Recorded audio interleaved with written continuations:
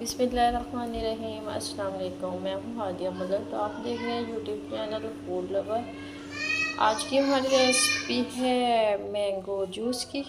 तो 2 मैंगो लिए हमने, इसको छील लिया है। इसका सिर्फ हमें गुदा गुदा चाहिए, तो गुठली हम अलहदा कर लेंगे। तो बनाना स्टार्ट करते हैं। इधर जूस वाले जग में हमने मैंगो डाल लिया। इसमें 1 गिलास डालेंगे पानी का। पानी हमने ठंडे वाला डाला है। चीनी डालेंगे 3 चम्मच। थोड़ी सी बर्फ़ डालेंगे।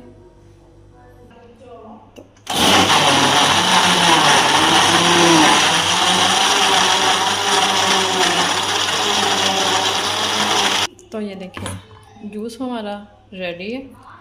तो अब हम उतार देते हैं। इधर हमने डिश में गिलास रख ली है, तो अब हम इसमें सर्व करेंगे। बिस्मिल्लाहिर्रहमानिर्रहीम। तो माशाल्लाह इतना मज़े का जूस बनता है ना ये वाला, आप बाज़ार वाला जूस भूल जाएंगे।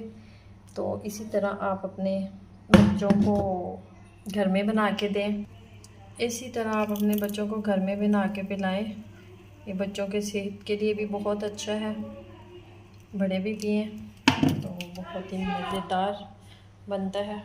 तो आपको हमारी वीडियो अच्छी लग रही हो तो लाइक, शेयर और बेल आइकन को भी प्रेस कर दिया करें।